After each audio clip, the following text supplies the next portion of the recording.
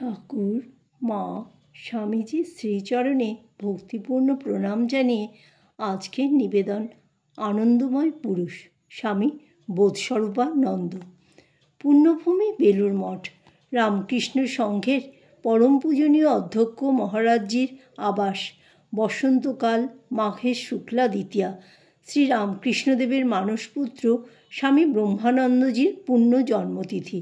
নবীন ব্রহ্মচারী থেকে আরম্ভ করে বয়োবৃদ্ধ ও প্রবীণ সন্ন্যাসীরা সকলেই উপস্থিত হয়েছেন সংঘগুরুকে সশ্রদ্ধ প্রণাম নিবেদন করবার উদ্দেশ্যে। প্রণাম নিবেদন করা ছাড়াও তার শ্রীমুখ থেকে ব্রহ্মজ্ঞ স্বামী ব্রহ্মানন্দজি সম্পর্কে দু চার কথা শোনার জন্য সকলে উদ্গ্রীব। উপস্থিত সন্ন্যাসীদের মধ্যে একজন তাকে অনুরোধ করলেন, মহারাজ, আজ রাজা মহারাজের জন্মতিথি, তার সম্বন্ধে আমাদের কিছু বলুন। ব্রহ্মানন্দজি সম্পর্কে দু চার কথা বলে এবং বিভিন্ন ঘটনাবলীর বর্ণনা দিয়ে পরম পূজ্যবাদ সংঘগুরু চারিদিকে এক অসাধারণ আনন্দের বাতাবরণ সৃষ্টি করলেন। সেই আনন্দ লহরীতে স্নাত হয়ে সাধু ব্রহ্মচারীরা অনুভব করলেন যে তারাও আনন্দে পরিপূর্ণ। কথা প্রসঙ্গে ওই দিন পরম পূজনীয় মহারাজজি একটি ঘটনার কথা বললেন। ঘটনাটি ঘটেছিল ভুবনেশ্বরে।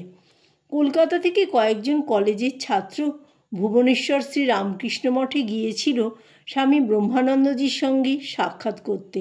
তাদের প্রধান উদ্দেশ্য ছিল তার সঙ্গে তর্ক করে তাকে উপহার সম্পদ করে তোলা। তারা ব্রহ্মানন্দজির ঘরে বসেছিল।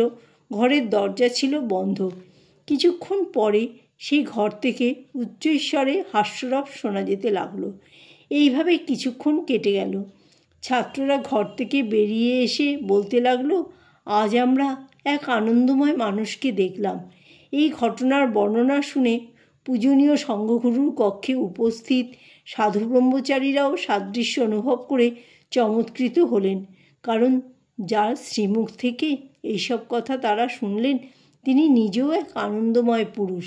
আনন্দস্বরূপ শ্রী রামকৃষ্ণের পরমানন্দের উত্তরাধিকারের বিষয় চিন্তা করতে করতে সংঘগুরুর কাছ থেকে সেদিন তারা বিদায় নিলেন। বর্তমান প্রজন্মের অতি কাছের সেই আনন্দময় শ্রী রামকৃষ্ণ সন্তানটি হলেন 95-96 বৎসরের দ্বাদশ সংঘাধ্যক্ষ স্বামী ভূতেশানন্দজি মহারাজ। বর্তমান লেখক এই মহাপুরুষের প্রথম দর্শন পায় 1984 সালের আগস্ট মাসের শেষ সপ্তাহে এবং ওই বছরেই 1 সেপ্টেম্বর তার কাছে মন্ত্রদীক্ষা পেয়ে সে ধন্য হয়। সেদিন থেকে শুরু করে পরম পূজ্যবাদ গুরুদেবের মহাসমাধি পর্যন্ত এই লেখকের সৌভাগ্য হয়েছিল বিভিন্ন সময় তার পূত সংস্পর্শে আসার। বিশেষত বেলুড় মঠবাসের সময় প্রতিদিন তার শ্রীচরণে প্রণাম নিবেদন করতে পেরে লেখক কৃতার্থ হয়েছিলেন। 2 বছর ব্রহ্মচারী ট্রেনিং সেন্টারে কাটানোর পর সংঘের সেবাকর্মের জন্য 1985 সাল থেকে লেখকের আবার বেলুড় মঠে থাকার সুযোগ হয়। মঠ যেন সাক্ষাৎ দেবলোক। গঙ্গা নদী বয়ে যাচ্ছেন, গুরুদেব সশরীরে উপস্থিত, শ্রী গোবিন্দ শ্রী রামকৃষ্ণ মূর্তিতে নিত্য বিরাজিত এবং গুরুর সঙ্গে গায়ত্রী মন্ত্র বিদ্যমান। গঙ্গা, গুরু, গোবিন্দ, গায়ত্রী সর্বদা অভিন্ন। এই অপূর্ব অভিন্নতা আস্বাদনে পরিতৃপ্ত লেখকের মন ব্যগ্র হয়েছিল পরমারাধ্য গুরুদেবের সেবা করার জন্য।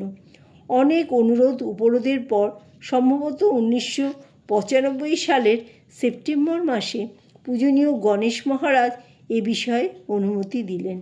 মহারাজকে সাষ্টাঙ্গ প্রণাম করলাম এবং তার কাছ থেকে জীবনের বিভিন্ন সমস্যার সমাধান খুঁজে পেলাম। এরপর খুবই বিনীতভাবে আমি তার কাছে প্রার্থনা জানালাম, মহারাজ, আমার একটা বাসনা আছে যে বেলুড় মঠে থাকার সময় আপনার পবিত্র সান্নিধ্য লাভ করব। কৃপা করে আপনি আমাকে আপনার কাছে বসার ও আপনার সেবা করার অনুমতি দিন। এ কথা শুনে পরম পূজ্যবাদ শ্রী শ্রী গুরুদেব নিকটই দণ্ডায়মান সেবককে স্মিত হাস্যে বললেন, সুপ্রভাত, দেখো এ কি বলে।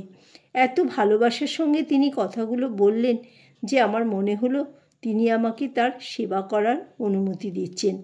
অন্যান্য সেবক মহারাজদের সঙ্গে আলোচনা করে শ্রদ্ধেয় সুপ্রভাত মহারাজ আমায় বললেন যে রোজ বিকেল 3টে নাগাদ ভাগবত ক্লাসের সময় আমি আসতে পারি। পূজ্যপাদ মহারাজজি আপত্তি জানালেন, পাছে এই জন্য আমার ওপর সংঘ নির্দিষ্ট কর্মের যেন কোনো ব্যাঘাত না ঘটে। গুরুদেবের আদেশ শিরোধার্য করে আমি ভাগবত পাঠে যোগ দেবার সুযোগ পেলাম।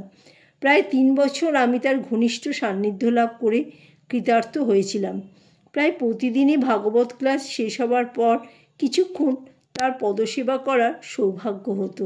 ওই সময়টায় সাধারণত তিনি একাকী পড়াশোনা করতেন। আমার এই সেবা তার কোনো কাজে লেগেছিল কি না জানি না, কিন্তু আমার কাছে পদসেবার সময়টি ছিল এক স্বর্গীয় মুহূর্ত। সাধারণত তার পা মোজায় ঢাকা থাকত। একদিন আমি একা তার চরণ প্রান্তে বসেছিলাম। সেদিন তার পায়ে মোজা ছিল না। আমার স্মরণে এলো দূরদর্শনে দেখা একটি দৃশ্য। পরম ভক্তিমান ভরত ভগবান শ্রীরামচন্দ্রের পদসেবারত। শ্রীরামচন্দ্র ভাবে তিনি সম্পূর্ণ বিভোর। মহারাজের পদসেবা করতে করতে রামপ্রেমে মাতোয়ারা ভরতের ভক্তি বিনম্র ছবিতে মনে পড়ায় আমি সেদিন আনন্দে শিহরিত হয়েছিলাম। জয় ঠাকুর, জয় মা, জয় স্বামীজি।